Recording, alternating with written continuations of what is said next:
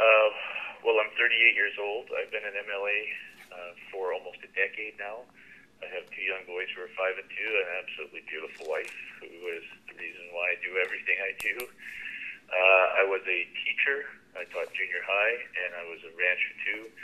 And I had the perfect life, riding my horse and teaching and spending time with my family, and then shot my mouth off one too many times about community development, how critical it was to the province. And the next thing I knew, I was the MLA, and I've been doing pretty much the same thing here for the same reasons ever since.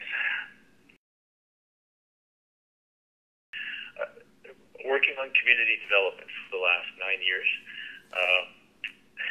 I wrote a report that talked about how you do community development, what was important to those communities.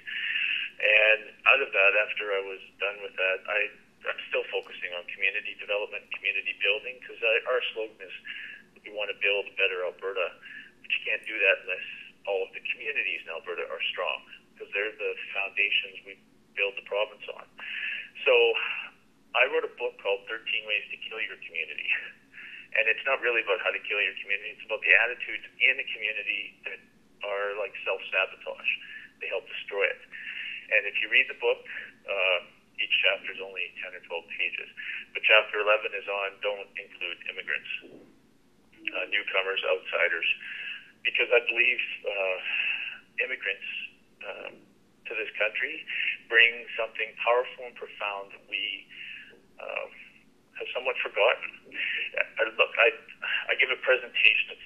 Some people call it a motivational speech, and I've given it all over the place. I've been invited to Texas and Alaska, Illinois, to Oregon. And when I talk about immigration in Chapter 11 and how it helps build stronger communities, I point out that this province is only a little over 100 years old. And the people who came here to build this province 100 years ago came across Europe or came across Asia. They got on it took weeks to do it. They got on a boat and they rode it for 3 weeks. Then they got on a train on the East Coast and they rode it for 3 weeks. And then they got off, not to sit in a nice hotel, but to walk out for 2 or 3 days to find a little stake in the ground where they were going to start their lives. That's bold and that's brave, and that's that entrepreneurialist spirit, that pioneer spirit that made this province great. But now we've been so successful, sometimes we get lazy and complacent. But if you look around where that pioneer spirit, that entrepreneurialism still drives, it's in the immigration, the population that moves to this country from somewhere else. They come from places that they don't have the same quality of life that we do. And so to them, whether they pay $5,000 a year for tuition or they pay $110 a month for water, they can't believe the quality of life that we have. This is the land of opportunity. And they have braved all sorts of endeavors to get here. And for them, this is magnificent and amazing, and they will work their butts off to have part of that Alberta dream.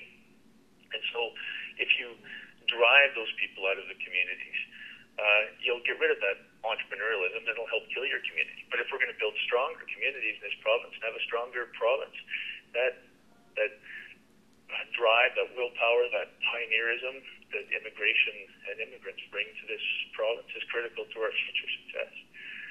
I hope you can tell I've said this before. I've said this 100 times, and I've written about it. It's a passion, personally.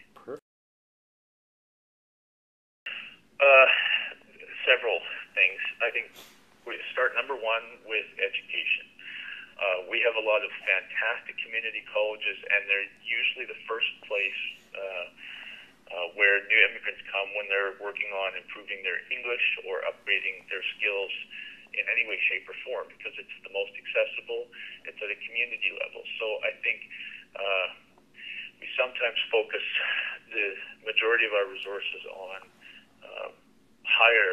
super high education, universities and colleges. But if you go to the community college level, it's the greatest opportunity to take those people who have moved here, help them improve their English skills, help them make sure that they qualify for things they were trained in their own country that they may not be able to do here because they're missing a course or 2 courses or something like that.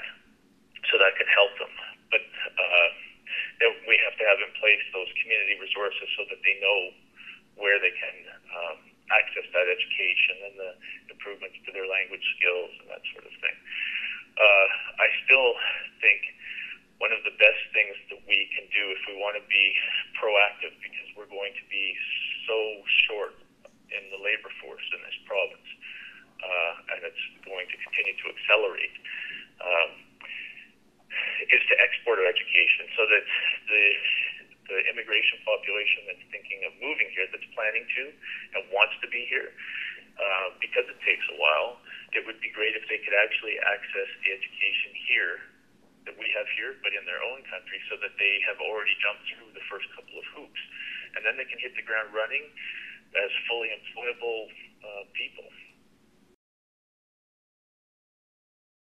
Well, I understand the need that's argued by industry for temporary foreign workers, and we wind up in that situation because we don't plan appropriately enough.